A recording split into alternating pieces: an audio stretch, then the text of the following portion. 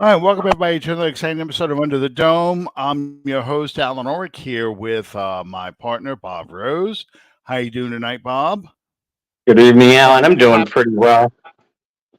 happy belated Merry Christmas. As I was saying just before we went on the air, we're kind of in that no man's land, the Mhm. last week of the year. People aren't sure what day it is. A lot of people are off of work all this week.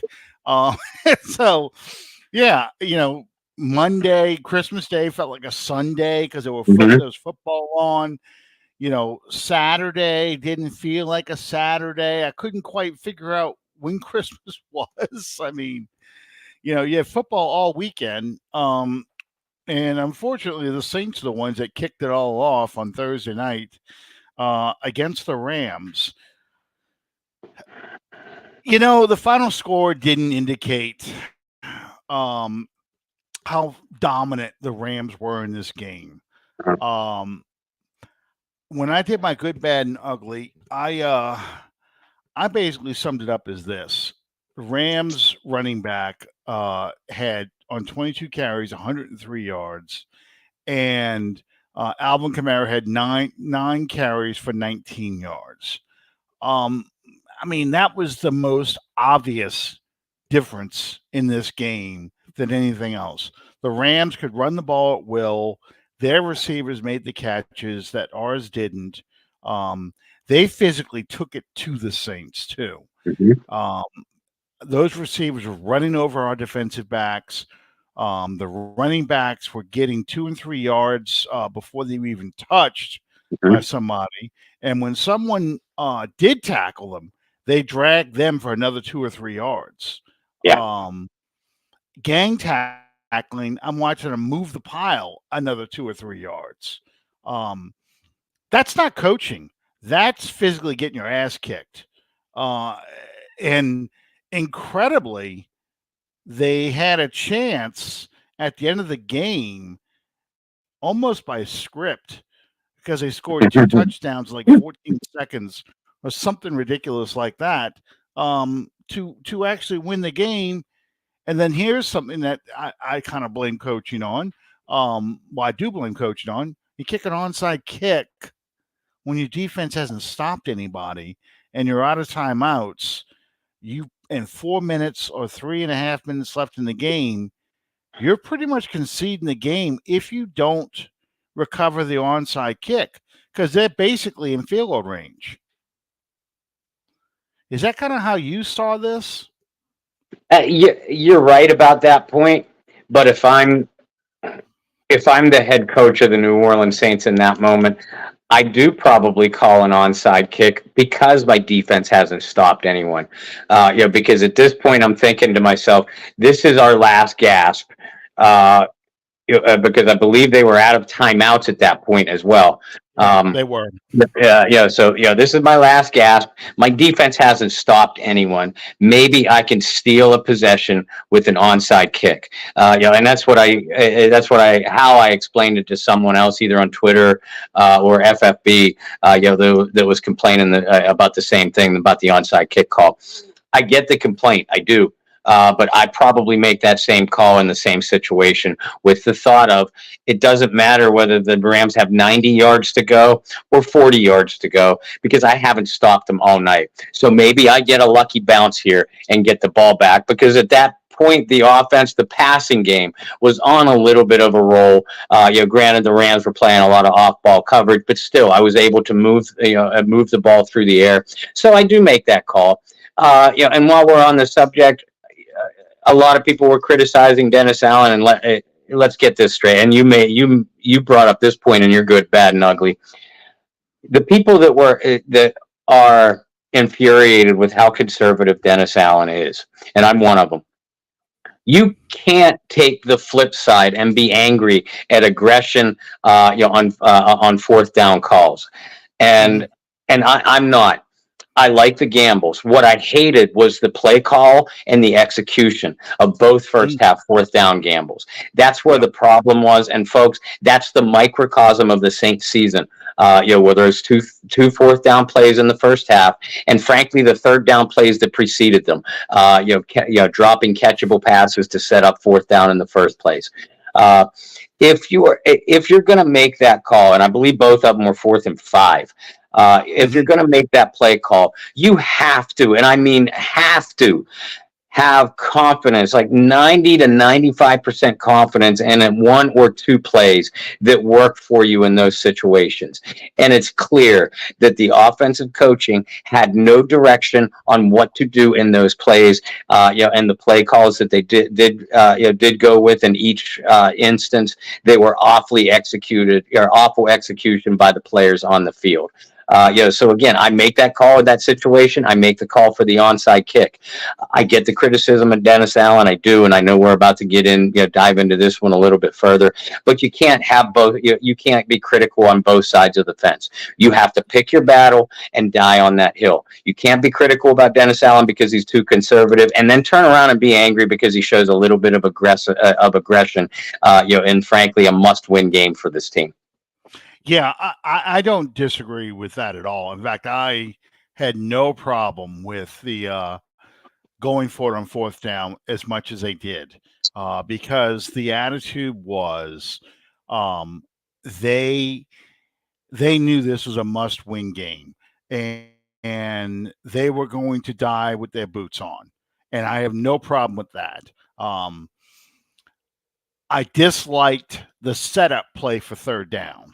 You're going to you're trying to get it in reasonable shape for fourth down. You're going to go for it on fourth down. You didn't do it.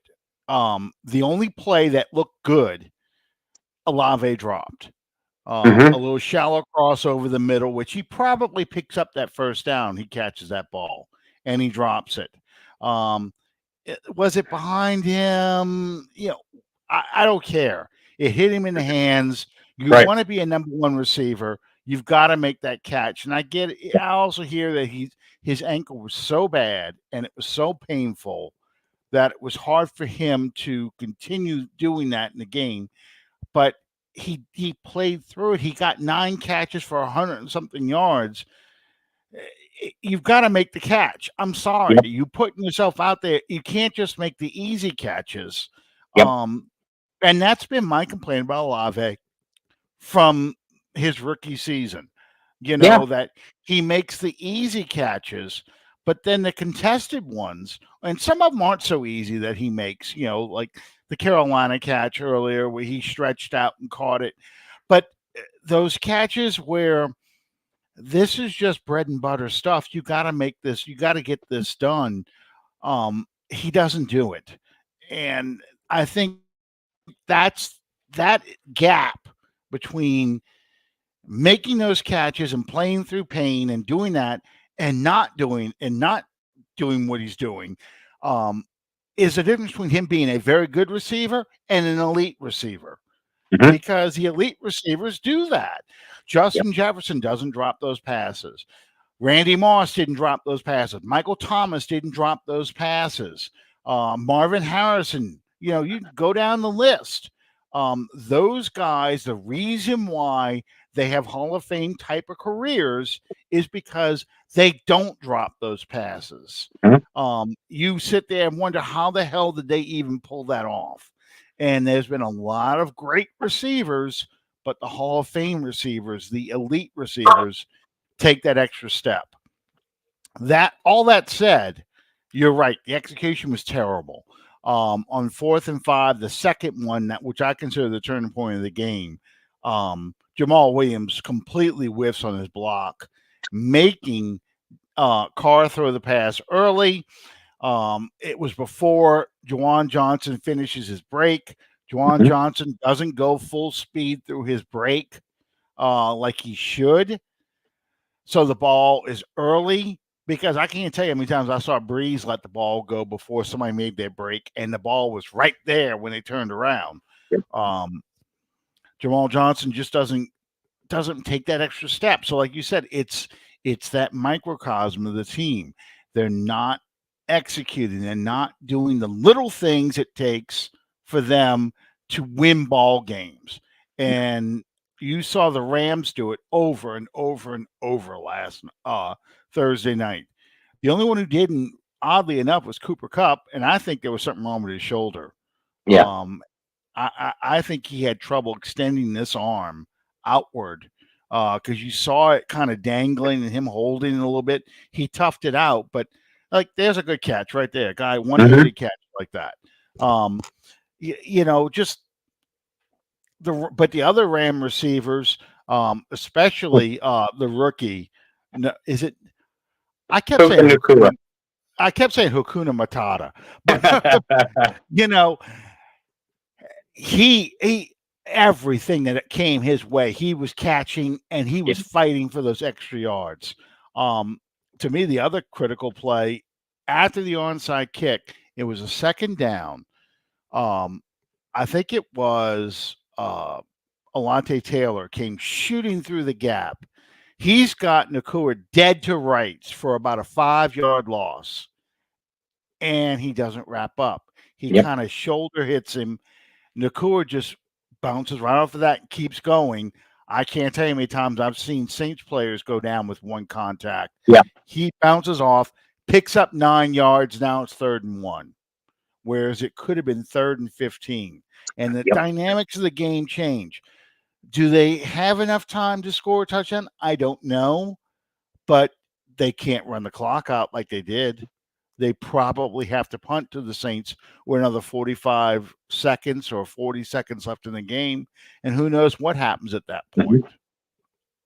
So, yeah, it's so many things, so many little things.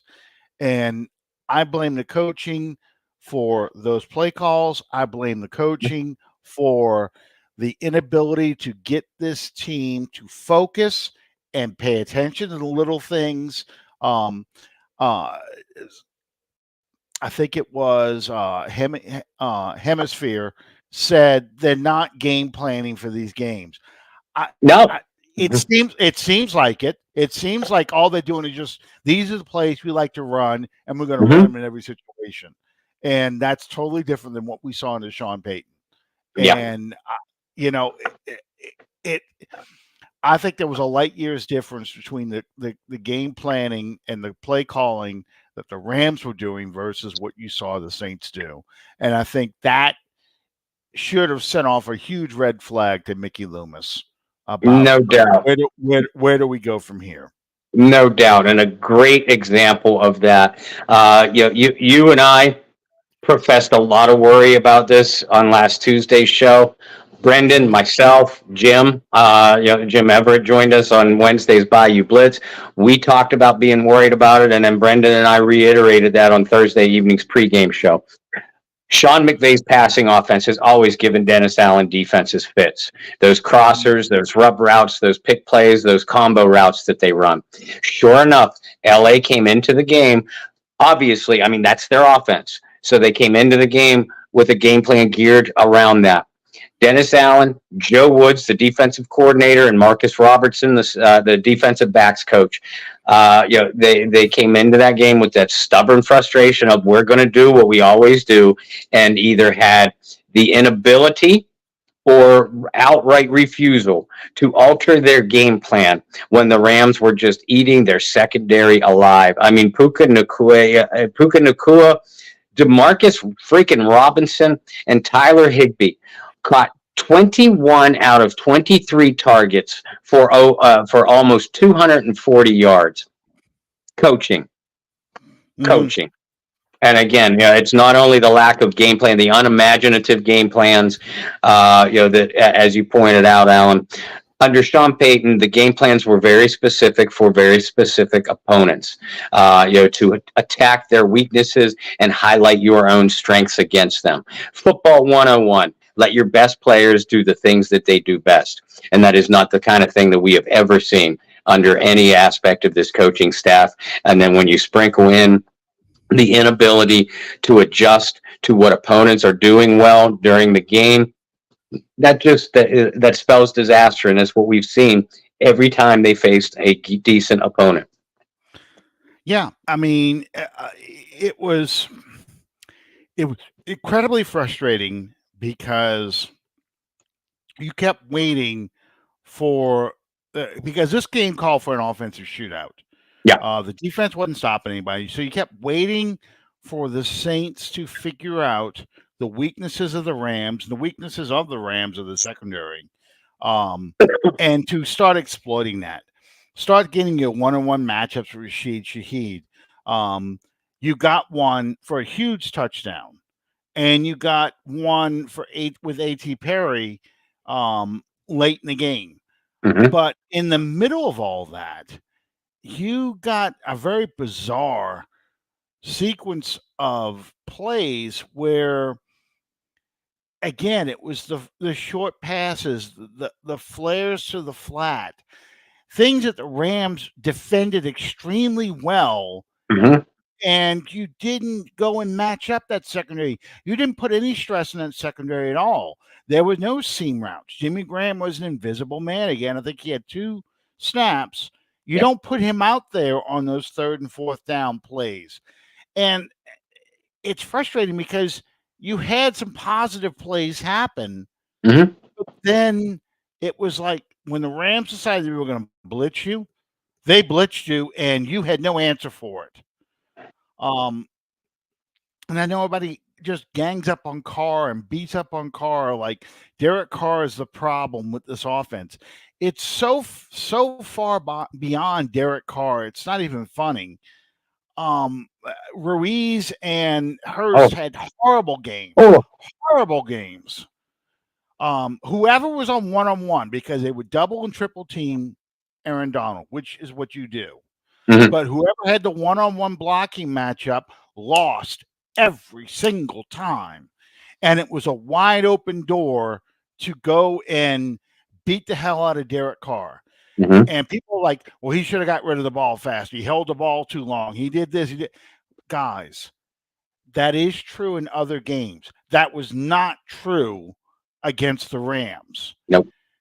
He was on a 5-step drop. And when he does his 5th step, they're already at him. You Yep. can see the car, and they tried that. Twitter's great for this. They put the frozen picture up because I know we did that a lot to Jameis Winston when Winston was starting because they were showing the obvious open players he was missing. But they tried to do that with Carr with the Rams, and they're like, okay, he's going to get sacked in this play. Well, you can see in the play that Ruiz or Hurst are in the process of getting beat, and Carr is back there. There's about a half second to a second before they're on top of Carr. Yep. You know, it's just it, that's not an accurate depiction.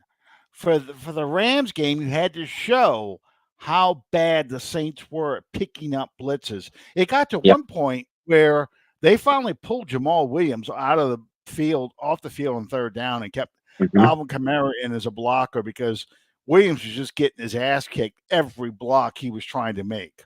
Um, and I think the time of possession was almost 2-1 in the first half. Hmm. Um, the Rams only kind of called the dogs off a little bit in the 4th quarter, but it's just that's what I'm talking about. It's not just Carr; it's the offensive line. It's it's the people dropping passes in the passing game. It's the inability to run the damn football to keep that Rams offense off the field. Give your defense a rest. Give them a chance to look at the tape and figure out what the hell is going on to them out there. Just control the ball and get a drive going. The Rams' first drive was like 95 yards, eight and a Yep. half minutes, 17 or 15 plays. It was ridiculous. It really was. I mean, so there's a lot that's wrong with the team, not just coaching and the quarterback. No question about it. And now you're coming into a win or you're done game against Tampa Bay, a Tampa Bay team that's physically manhandled you the last three times you've played them. It feels almost fitting to have the season end in that kind of way, doesn't it, Alan? Yeah, because honestly, Carr got Carr. Allen got this job based off that 9-0 Yeah. win back in 2021 versus the Bucs. Because I think they felt like a lot of people said that Allen's the lazy hire. I don't agree with that at all. Yeah. I think Allen was the hire because they knew him better than any other coach they had. He'd been there since 2016 as defensive coordinator. He was defensive backs coach 2008 through 2010. So they won a Super Bowl with Dennis Allen as his defensive backs coach. One of the reasons why the secondary is as good as it is because of Dennis Allen. Mm-hmm. All that said, they knew the kind of coach he was. They knew how the players responded to him. They knew how detail-oriented he was on his defense, especially compared to Rob Ryan. Yeah. So they knew this guy better than any other candidate, except for maybe Aaron Glenn. They knew him better than any other candidate they interviewed. So this wasn't a lazy hire. This was, you got to show us something different that Dennis has shown us as our defensive coordinator, because we feel like we can still win because we have the leaders in place. We have the team in place. We can make a run with these guys because Dennis has learned under Sean how to run a team. And with his assistance, we should be able to make a difference. They were wrong. Yeah. But the mindset was very understandable. Oh yeah. Why they did this? Why I wasn't upset that they hired a guy with a losing record because he was Raiders head coach. Because I felt like, okay, he had a shitty situation in Oakland. He's coming to a much better situation here with New Orleans. He knows these players. He knows what to do. He should be able to run this team. And like Bum Phillips' son, Wade, just go through the list of coordinators that you've seen become head coaches. All the Patriots assistants, going back to Charlie Weiss and I can't think of his name, defensive guy, big heavy set. Romeo Crennel. Romeo Crennel. Yeah, just like all the Patriots assistant coaches, Josh McDaniels can get thrown in there, Matt Patricia. They're better coordinators. Well, Matt Patricia isn't, but they're better coordinators than they are head coaches. Yep. Dennis Allen falls right into that category because he is not a CEO type. He is the kind that rolls up his sleeves and gets it in with his position group and works with his position group. He can't oversee the team. He trusts his assistants to do that for him, and his assistants are not up to par. Mm-hmm. So I think that's really what's doomed the Saints. Plus, they got old. Very much. A lot of guys got old because I feel like, it's guys that should have, that they were counting on to fight off Father Time one more year. And I think guys like Cameron Jordan, Tyrann Mathieu, those guys are just, they can't do it anymore. They physically cannot play at the level that we want them to play at any longer. Is that a fair, objective view without just trashing Mickey Loomis and the organization? Yeah, it is. And I don't want to hear it from people that they needed to prepare for Cam Jordan's decline. What the hell do you think they were trying to do when they drafted Marcus Davenport in the first, when they drafted Peyton Turner in the first, when they drafted Isaiah Foskey in the second? That's exactly what they were trying to do. So you can't fault the organization for not having the foresight here. You can't fault the organization, and when I say organization, I mainly mean Mickey Loomis and the personnel department. You can't fault the organization for being aggressive, and seeing this kind of thing coming. Same thing with having drafted Zach Bond in the third round, Pete Werner in the second round, trying to prepare themselves for a Demario Davis decline. Those picks didn't work out, so that's more of an indictment on the scouting department, if you ask me. But yeah. The team was very clearly counting on Cam Jordan to be Cam Jordan for one more year. Tyrann Mathieu to be the Honey Badger for one more year. Despite what we saw last year being far from the case, and Demario Davis for being Demario Davis one more year. And Demario has flashed that in a few games this year, but for the most part, the other two, we've seen a steep decline before our very eyes. I'm not necessarily saying that either one, any of the three, or all three should retire, or that even necessarily the Saints should move on from them. But their days of being an every down force are clearly in the past. And the fact that they've had to be every down players this year out of necessity, has really come back to hurt the team. The fact that Bond hasn't worked out, Turner hasn't worked out, while he's been hurt. Foskey hasn't worked out so far. And Davenport obviously didn't work out, and he's gone. All those things, it helped play a major role in the overall decline of the defense, which is, unfortunately for Dennis Allen's job security, is his forte. So if you don't have that to hang your hat on anymore, then what are you bringing to the table? Yeah, exactly. Exactly. A lot of people have brought up the fact that the Saints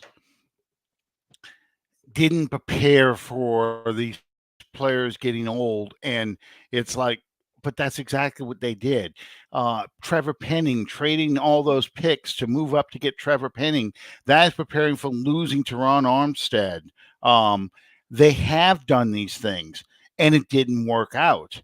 And that's really the double whammy, because you've got an old roster, you don't have very many draft picks left, you're over the cap because you've had to overpay to bring guys in to make up for the losses that you've gotten, and you're not drafting well.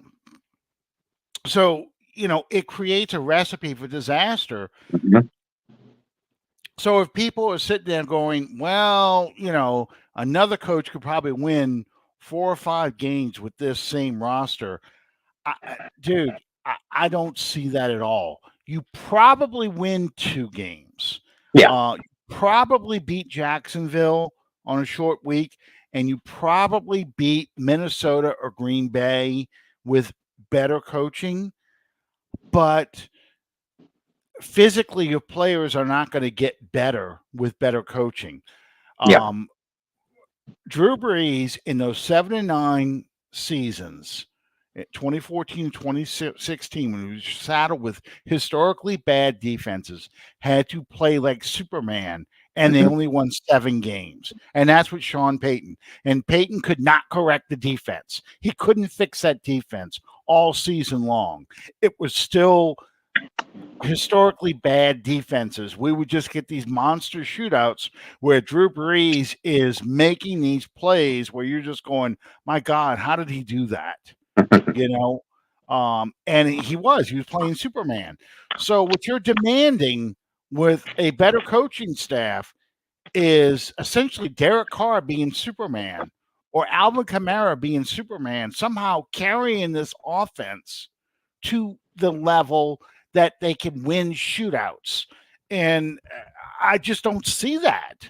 No. I see some nice pieces on the team, but you don't have that Hall of Fame quarterback back there anymore who can make the bag boys at Rouse's look like all pro wide receivers. You just don't have it, and yeah, you've got Shaheed. Yeah, you've got Olave. You had Thomas for a little while, but that's not enough. It really isn't. Um, Part of the reason why, and the offensive line, somebody had posted something. They posted the Christmas game from 2020, when Alvin Kamara scored 6 touchdowns. Okay, and like, that's basically the same offensive line as what Derek Carr is getting sacked so often behind. No, it isn't. Nope. First off, it's 3 years ago. Yeah. That's 3 years younger knees for Ramczyk for one. It's not the same team. It's a team, and the Vikings have retooled since then. Mhm. You can't, just like we were talking about Cam Jordan suddenly falling off the earth. Cam Jordan had 8 sacks, I think, last year. I Mhm. think he only has 1 this year, or maybe a half of 1 this year. 2. 2. He's got 2. Mhm. Um, that's the difference between Cam Jordan now and Cam Jordan 3 years ago. It's the Yeah. same with that offensive line. So, Dennis Allen is scrambling, looking for pieces to try and cobble together an offense and defense to do something. And all the pieces he brought in, including the coaches he brought in, aren't worth a damn. They really aren't. I mean, we've talked about the offense. I mean, the defensive tackles, how they're just as susceptible against the run as they were last year. Brzee is a good piece, but he's a Mhm. rookie. Penning is right now a colossal bust. He's not even getting it out there for jumbo packages. Yeah. So how do you fix all this? I don't know, and I don't think a new coaching staff would come in and know how to fix that either. No, no, not necessarily. And that's the people that believe a new coach is going to be the magic elixir for this team are the same ones that are saying, they're being critical of Dennis Allen and the coaching staff for not being able to win with a great roster. There are a lot of things to criticize Dennis Allen about, and believe me, I am all on board with a lot of them. But not winning with a great roster is not one of them. You have said all year long that this roster, this roster has holes. The holes were bigger and more, more plentiful than what I think either one of us thought. We both expected better play from the safeties. We both expected better play from the edge positions. Haven't gotten it. Pete Werner has been downright abysmal at times this year. We expected at least a moderate improvement from the offensive line. Instead, we saw a rapid decline. We expected to see continued development from Jawan Johnson. Instead, we got a rapid decline. It's those kind of things. Even the areas of strength outside of the cornerback position, the areas of strength have been closer to liabilities than than anything else. So this is far from a great roster. And I'll submit this to you, for you folks that want, say, a Ben Johnson from Detroit, who's probably going to be the hottest coaching candidate out there, unless Mike Tomlin hits the unemployment line. I don't care who it is. This next coach, I don't believe the New Orleans Saints are considered a prime destination. The way this roster sits, with the salary cap problems, with the issues at quarterback, so who's to even say that you're going to be able to get a Ben Johnson or any of the other hot names out there that you want to throw out there? So you're looking at a possibility of a retread head coach, someone that has a losing record at the previous stop or stops, or a young upstart assistant that maybe the average public has never heard of. So, consider that too. Well, and I think a guy like Jim Harbaugh would be an appealing option for Mickey Loomis. because he is a retread, getting back in the NFL, and he would come in with, and I think this is true for most of these coaches. You're coming into a situation, yeah, you're salary cap strapped, but the team, the Loomis and Hartley have figured out ways to work around the cap to Oh yeah. get you some players. They can keep doing that, so it's not quite as grim as it appears. The difference is, though, you're going to have to get an assistant coach, or this is why I'm leaning towards Harbaugh more than anybody else. You're going to have to get a coach that has his own ideas of college players he wants to bring in to this team, because you've got to get some fresh ideas on drafting. The drafting has been, the first round's been abysmal, but Mm-hmm. the middle rounds have really been a challenge for this team right now, because they don't have the middle round picks right now, but you're not getting the players that you need out of those middle round picks. The Rams showed you last week, with all those fifth round picks they were bringing in, they brought in a lot of new talent onto an aging roster. Yep. All those guys are contributing. Who is contributing from, and I thought it was a good draft class this year, Me but too. who is contributing from this draft class? Well, Brazil is contributing, his first round pick. You've had Foskey in and out of the injury tent. And when he's been on there, he really hasn't contributed much. Same with Kendre Miller. He's done next to nothing because he's been injured so much.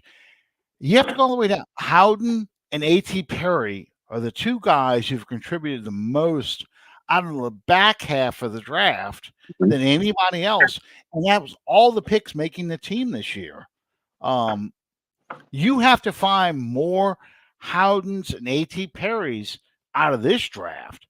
And we're all concerned about, getting a quarterback or getting somebody high in that first round pick.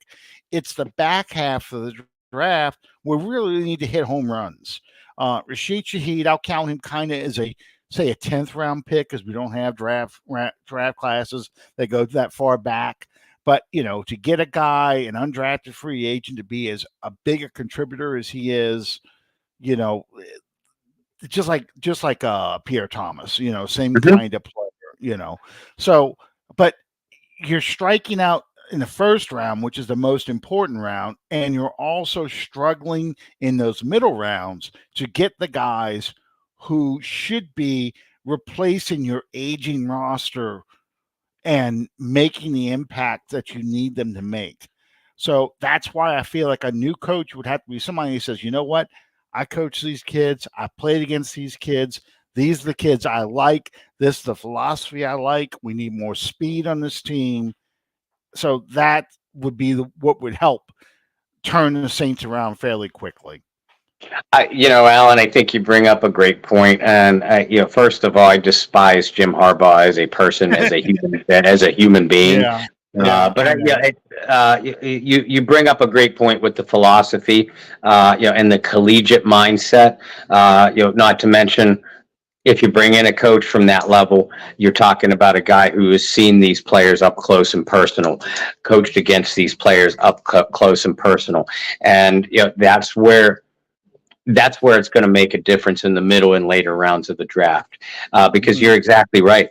Outside of Rashid Shaheed, this team has no longer been getting the Shy Tuttles, the Pierre Thomases, the Marcus Colstons, and I thought guys like DeMarco Jackson, and you and Brendan always poke fun of me because I was so high on A.T. Perry, but that's the type of player that they need to hit on more often. And I thought a DeMarco Jackson would also be that guy. Maybe a Zach Bond, might turn out to be that guy. Carl Granderson has turned out an undrafted guy. Carl Granderson has turned out to be that. But that's why this team is so thin. That's yes, Jimmy Gumbo. It is a scouting issue. I agree. it's a scouting issue along with a draft issue. Because Mickey Loomis, Dennis Allen, they're the ones that are making the picks themselves, but they're going off of the information that are fed to them by the scouting department. All the people that are high on Jeff Ireland, and I love Jeff Ireland too. He if assuming he stays with the organization, because he's a hot name on the market. He'll be a hot name on the market. Jeff Ireland is head of the scouting department, among other duties for the New Orleans Saints organization. He and that scouting department, they're going to have their work cut out for them over the next 2 years. Absolutely, absolutely. And the reason why I bring up Jim Harbaugh so much is, aside from the fact that he was a former NFL head coach, and his name has been in the hopper recently. So many of the college guys becoming head coaches in the NFL have failed. Even the elite ones, and I'm talking about elite in the college level. I used to be, if this podcast was 20 years ago, I'd be all over with Steve Spurrier, be driving you nuts with Steve Spurrier, because I love the run and gun. I love the fun and gun. I thought he was outstanding in Florida, but clearly he has a college system, and he just won because of elite athletes at the University of Florida playing college football. He was not an NFL head coach. He didn't like doing the work that an NFL head coach has to do today. Nick Saban failed. I don't think you'll never get Kirby Smart out of Georgia. So you start looking at the college level, and you're going, okay, who would you go after at the collegiate level to be a head coach? I mean, Urban Meyer was a disaster in Jacksonville. So who do you go after? There's not a whole heck of a lot to go after in the college level. So you might want to reach. I love Mike Norvell at Florida State. That might be a guy that catches your attention. Yeah. Debo from Clemson a few years ago was a hot name. And he lost Trevor Lawrence, and then he stopped becoming a good coach all of a sudden. And it's weird how that happens, because you look at a guy like Kirby Smart, you look at a guy like Nick Saban, who constantly reload and get good recruiting classes and things, but they're good for that level. And that, to me, that's the problem you have. And if you're talking about having an RPO collegiate kind of system that's got a little bit of the spread offense to it as well, because you're drafting quarterbacks who are more running oriented quarterbacks, and you're running more collegiate type of plays in the NFL. Because I think the Philadelphia Eagles are a great example of running a lot of collegiate football at the NFL level. A college football coach kind of makes sense, but I don't think they're ready for the grind of the NFL, because the NFL coaching, it's you live in that building for 9 months out of the year. You don't see your family, you don't see your friends. There are no Georgia Southerns or Southwest Missouri States on your schedule to kind of give you a break. Every week as you're playing Georgia and Alabama and Michigan and Washington and Texas, and you're playing the top schools every week, and they're just as fast, as talented as you are. So you don't get to quit watching film and, no, my kid, I'm just going to beat them because I got 100 kids on the sidelines and they've got 75, and maybe 15 of them are double or 2-star, 3-star and above athletes on it. So I'm going to kick their ass just because I've got more talent on my side than they do. So, when we're talking about getting coaches to replace Allen, that once you get past Harbaugh, now it's becoming assistants. So what assistants? Ben Johnson, we mentioned. I think his name's Kirby Allen, the offensive coordinator for the Miami Dolphins. I've mentioned him before in the show because he's worked with both Shanahan and McDaniel, who's a Shanahan disciple, Mhm. and Sean Payton. So he's got a good feel for offense. But who else do you see out there that you like? Alan, I really don't know, and I've dropped the ball a little bit on this one. Because I look at, for example, the offenses that I like. Most of them are orchestrated by the head coaches, Andy Reid, Hmm. Kyle Hmm. Shanahan, Mike McDaniels, Hmm. guys like that. Which means their assistants are even more unproven. It's just like it's just like when Sean Payton left, and we all knew he was the orchestrator of that Saints offense, but we all felt like, well, Pete Carmichael worked for him for years, so it's not that much of a step up, handing him the entire arsenal for the offense along with play calling responsibilities. Well, obviously that's not the case. So yeah, I mean, you really need to look hard. Uh, I I would look hard at a guy like John Harbaugh's staff in Baltimore, because that's a very consistent organization. You know what you're going to get. Mike Shanahan has already turned out, a couple quality coaches from his staff. So I would look hard there. Things like that. Look at, Seattle Seahawks, for instance. Look at their offensive staff. Geno Smith has basically resurrected his career. Who's on that offensive staff? I know I'm not naming specific names. I am just naming. I'm naming things that would jump out to me. That if I were Mickey Loomis, Gail Benson, and that brain trust, organizations that I would look a little bit harder at. Okay, why are they having, who are the people there in the background that are responsible for the success? And those are the kind of guys that we want to talk to. I would most definitely bring Brian Flores back in, although with the way they kind of yo-yoed him around, if I'm Flores, I don't give New Orleans the time of day.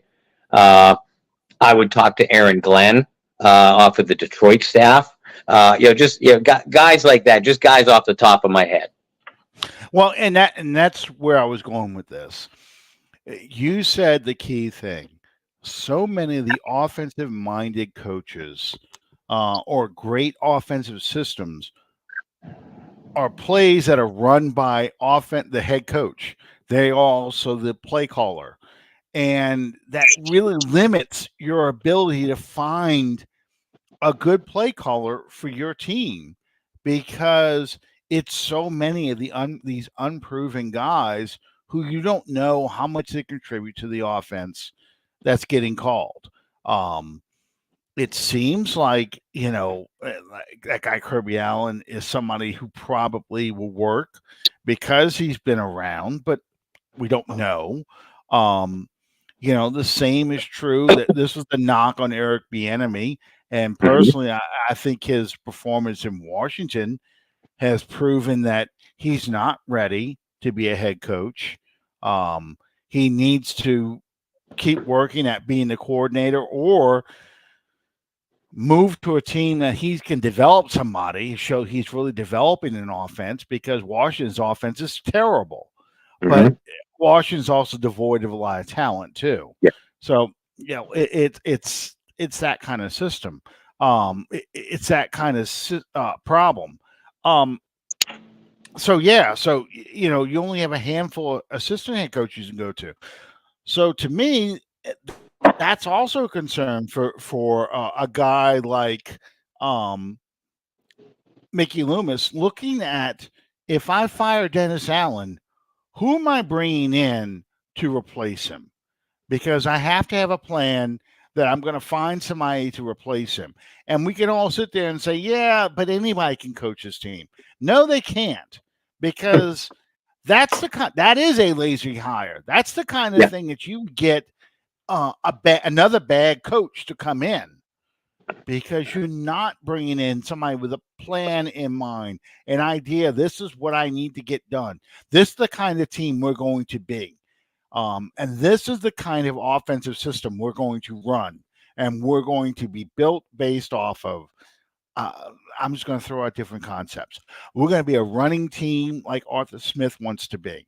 We're going to pound the rock at you. And we're going to win with defense, and we're going to win with special teams. But we control the time of possession. This is what I think you get at Brian Flores as a head coach. Mhm. This is the kind of philosophy you'll get out of him.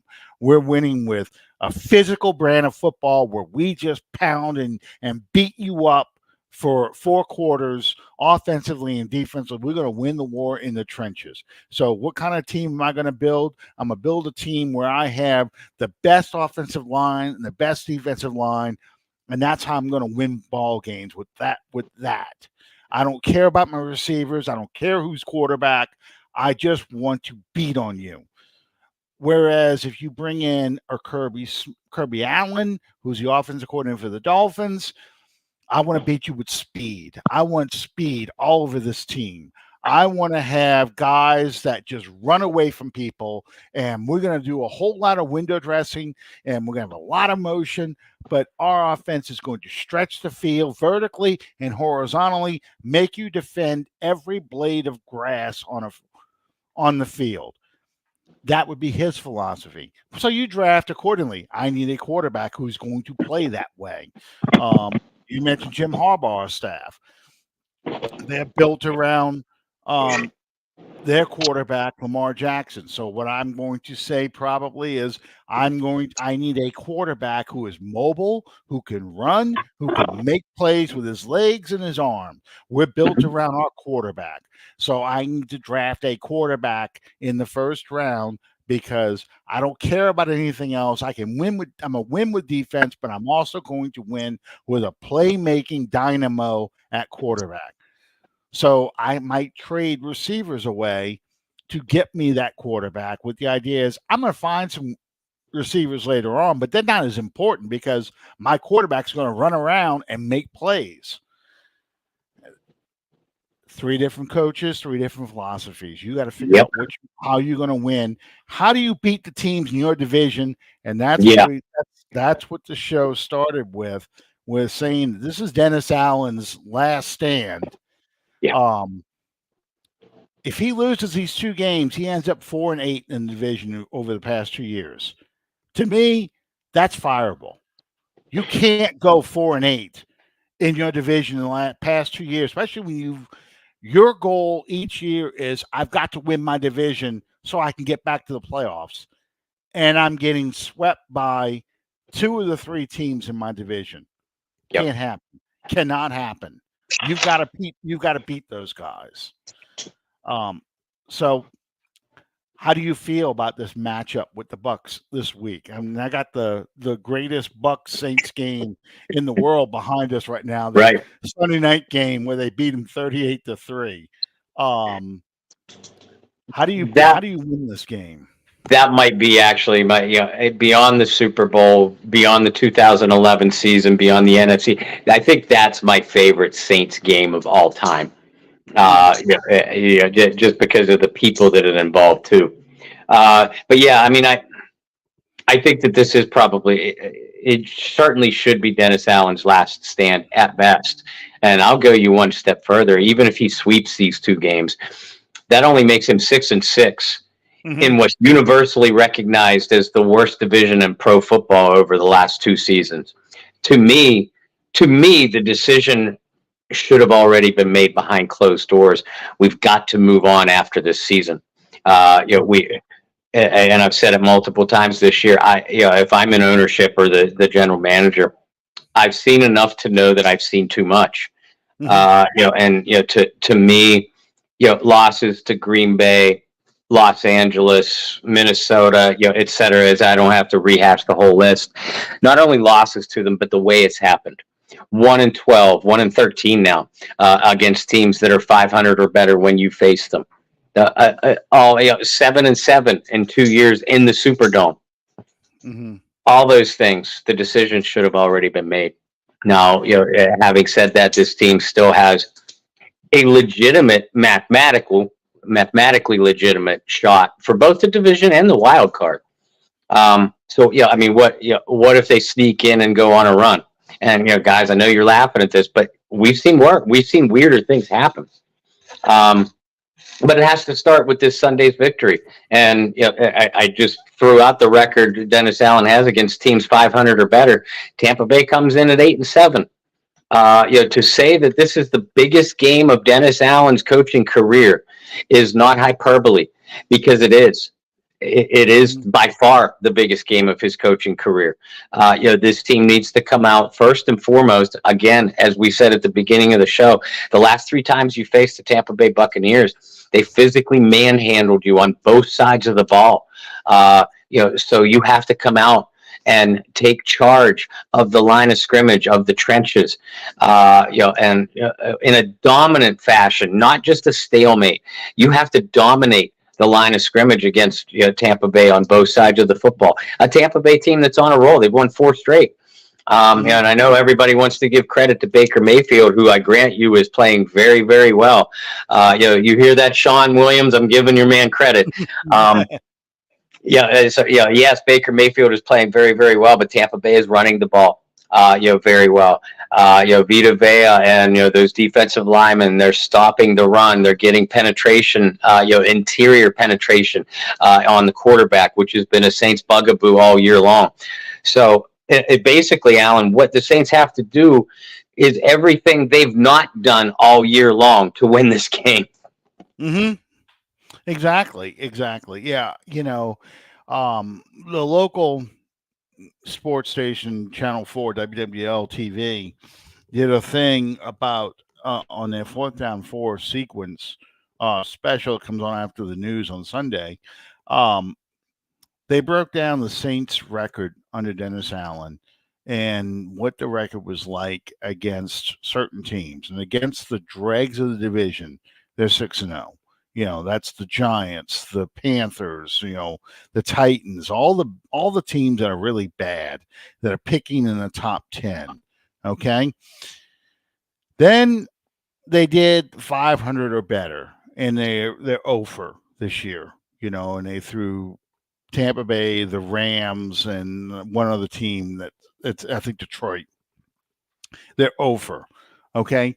Then they took the middle group, and which is where the Saints are. They're in that middle group. They're not the dregs, but they're not the elite or in the playoff caliber teams. They're in that middle group. They're the 7-7, 8-7, 7-8, 6-8, 6-9 teams, and they are 1-6 against those guys. To me, that's a circle. You put that circle on there. You put that on there, coupled with here's your divisional record. Okay, this is how we've done.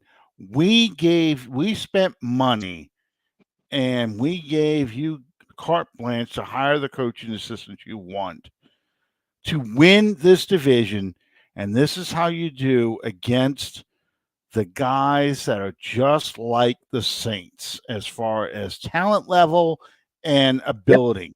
The Vikings, the Packers, the Falcons, the Bucs, and I'm putting the Bucs in that thing. The Seahawks, all those teams that are in that 8-7 and 6-9 frame, because that's exactly where the Saints are sitting. Okay. And this is how you've done against them. So it's beyond being the worst division of football. You're not even beating the mediocre guys in other divisions, Nope. so that's the problem. And last year we said, okay, it's the players. It's these guys that are the problem. We're not doing well with these players. We need to replace these players. We need to replace these coaches. I can't see them running it back with the same coaches or just changing some assistants and saying, okay, we're a draft class away from turning this thing around, because you're not. This is 2 years now, and you're not doing it. You're running in place. That's what you're doing, because this team likely will finish 7-10 again. That's running in place. Um, you're going to finish 7-10 again next year. I don't care what if the schedule's harder or not.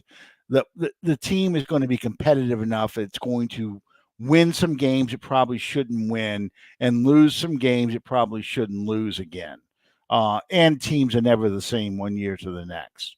Yeah. So, you're going to be 7-10 or worse again next year. I just can't see that them selling that, saying we might be better with some health and this and that. It's not going to happen. Your only chance, and I think fans will be willing to give the team a mulligan if they've got a new coach, they brought in some new draft picks, and the Saints aren't winning, but the fans will understand, okay, he's got to clean up the mess that was left behind. I think fans will be more tolerant with that because Jim Mora went 7-9 his first year before he went 12-3 his playoff year, his second year. I think the fans would say, okay, you know what? Yeah, but we've got rookies here and we've had to sacrifice some stuff here. This is our chance to kind of straighten this stuff out, maybe turn this thing around. Alan, I think you might be giving too much credit to the fan base in general. You're right about the intelligent fans. But also this age, this society of instant gratification and social media where everybody is an expert and everybody that doesn't agree with them is an idiot. Jim Moore taking over for Bum Phillips. It's a different world.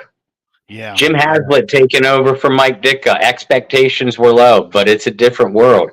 Hell, even Sean Payton taking over in post-Katrina.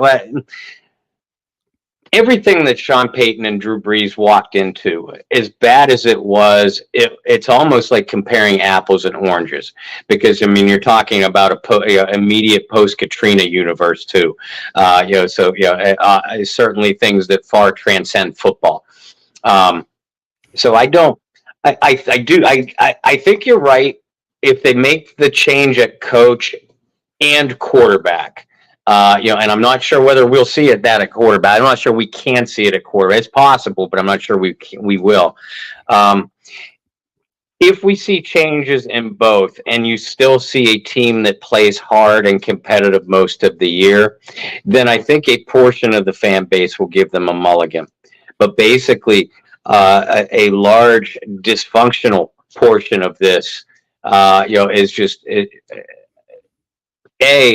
that dysfunctional portion has made it next to impossible to run it back with Dennis Allen and Derek Carr. Mm-hmm. If you bring one of them back but not the other, chances are that's Carr because of the contract. Then you better win right away. You better have a Sean Payton start to your career. What Sean start like 4-0, 6-0, something like that. You do that, you'll win. You do that, you'll win some of those guys over. And you probably be able to withstand the storm when reality catches up with a team that, like you said, is 1 or 2 draft classes away from being legitimately competitive again. Well, one of the things I'm seeing that people are saying that I think is rather dumb is that the Saints should just start cutting everybody and trading players away, to bite the bullet on the cap and take all the cap hits next year and start fresh the year after that. Well, that's not physically possible because, you just screw yourself. That's like saying I'm going to set my piece of shit car on fire with all these payments because that are still due because I don't want to deal with this car anymore and I'll just go buy a new car next year. Well, no, it doesn't work that way because you still owe money on the car that you just set on fire. Now you don't have any transportation at all. So you're screwing yourself. You're paying for a car you don't even own anymore. So you've got to keep these guys here until that contract plays out enough that you can afford to cut them. And trading players doesn't get rid of the cap. Trading players accelerates all the cap issues into next year's cap. So then you really can't do anything with that. That's the Madden people saying, the Madden world people saying that. Yeah. Yeah. So you've got to stick with these players that you've paid these contracts to. You've got to eat that out. You've got to play that out.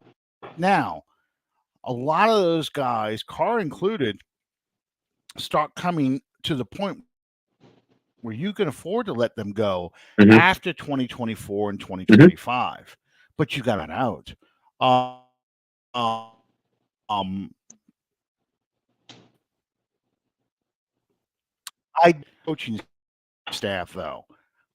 I think you've got to make the decision, and I think it's beyond a new offensive play caller, Jimmy Gumbo. Although I'd like to see that, I don't know where I don't know where Dennis Allen finds that play caller, unless somehow he Hmm. cons um, uh, Gruden into doing this. I just don't know where that guy is coming from. Yeah, because you could be working for Maybe, you're working for a coach then at such a on such a short leash. It would almost feel like career suicide. yeah, or you're coming in with the understanding that, you know what, we're going to fire him mid-season, and you're going to take over this team, and you're going to be like Antonio Pierce, essentially with the Raiders, basically coaching to see if you're going to get the job next year. And I don't know if that's going to work. So that makes it all much harder. I'm much more willing, and I think you can get these guys to buy the dysfunctional Madden fans and the idiots who own podcasts like me, but the And me. yeah, the idiots who run podcasts. You can kind of get them to buy in. Not that I want to do this, but you bring in a new head coach and you draft. You're drafting uh, a quarterback in the first round with the intention that at some point during the season he's going to take over for Carr, and you get the Mhm. idea. You basically are the first Star Wars film. It's a New Hope. You know, um, the fans will come and watch for a while because they want to see the new kid and everything else like Mhm. that. And when the losses happen, people are still optimistic because they're like, well, okay, now we can start building the offensive line. Now we can start building the defensive line, but you've got to hit on that draft class. Yeah. You've got to hit guys in there. And I don't know where that's coming from. That again brings back the conversation. Who's your head coach? What's your philosophy? Yep. That all determines all that thing.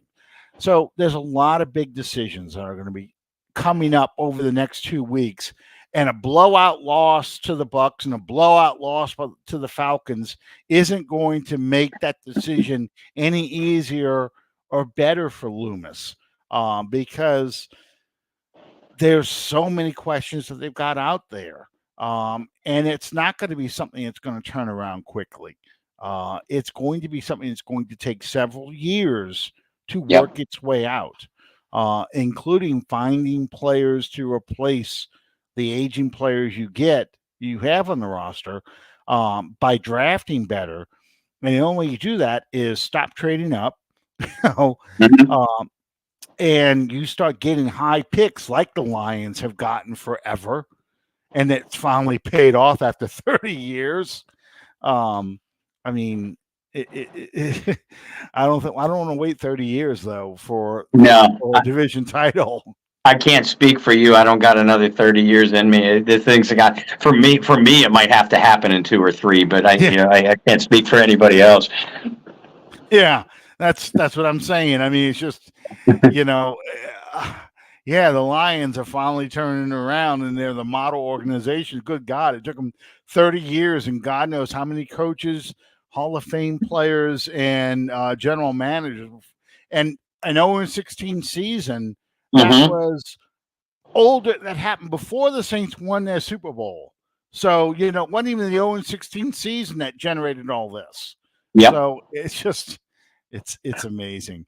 Bob, what you got coming up on the Bayou Blitz? Do you have one this week? Yeah, we do. I haven't heard from Brendan other than the usual Merry Christmas text between friends. So I think we're going on tomorrow night like usual. We're gonna rather than focus on Dennis, and I know that everybody wants to talk about Dennis Allen, and we get that. We'll address it, but we're going to focus a little bit more and on the specific mathematical possibilities, believe it or not, of the Saints making the playoffs. Because again, at least mathematically speaking, they're real, but they have to win out. They lose to Tampa Bay. I'm pretty sure they're officially eliminated. Don't quote me on that, but. And we'll preview the Bucs game because of even though it's been a long week of preparation, for us in the media, the Christmas holiday and family functions that basically equaled itself out. So I'm actually behind on watching my film and getting my preview articles up. The first will be up tomorrow, late tomorrow morning, but we'll preview the Bucs, what the Saints need to do, to pull out an upset victory in Tampa Bay. The usual stuff this time of year. Yeah. Okay. So the news I saw on Twitter was that Marshawn Lattimore and Michael Thomas are not coming back for this game. Correct. Which I kind of thought this was their opportunity to come back. Yeah. Peyton Turner, however, he may be back for this game coming up. So if there's something to watch, it's to see what happens with Peyton Turner. Does he look like the player that he was in camp and the first couple of the season before he injured his toe? Can he be that kind of impact player? I don't know, but that's something to watch. This may be Thomas's last go around as a Saints receiver. Yeah. Personally, I think the Saints do try and re-sign him. Only because they need a guy. You're not getting T. Higgins. If the Bengals don't franchise him, someone's backing the Brinks truck up to him and getting him. And again, your coaches have to determine whether or not you're going to be able to bring guys back, and we'll see what happens come January 8th. It's the first Black Monday in a long, long, long time that Saints fans are going to be watching to see what happens. So, yeah, and then we can talk about that after the Atlanta game. Where do you go from here? So, anyway, thank you guys for joining us tonight. I really appreciate you guys sticking with us. See Bob on tomorrow night's show. I'm pretty sure you're going to have one. In the meantime, you guys be careful, be safe out there. It's the first of the year is Monday. A lot of college football I'm going to be watching this weekend. Stay off the roads. If for whatever reason, that's the worst weekend of all for accidents, drunk driving, everything else. So, find a place and hang out there, a place where you can crash for the night. Because I'd rather you ring in the new year at home or at a party where you're not going to have to get back on the roads because they're maniacs out there. I don't know about your neighborhood, Bob, but mine sounds like a war zone come midnight. They buy out the fireworks stands and trying to do their best to blow up the neighborhood all week, all night. I'm already hearing fireworks going off. Christmas night, I have fireworks going off. So, wow. Yeah. I don't know what it's like in your neighborhood, but, dogs hate fireworks. Yes. Mine especially do. So we have to knock them out. But everybody have a great New Year's. Bob, you have a great New Year as well. You too. And we'll see you come after the first of the year, January 2nd on Under the Dome. Good night, everybody.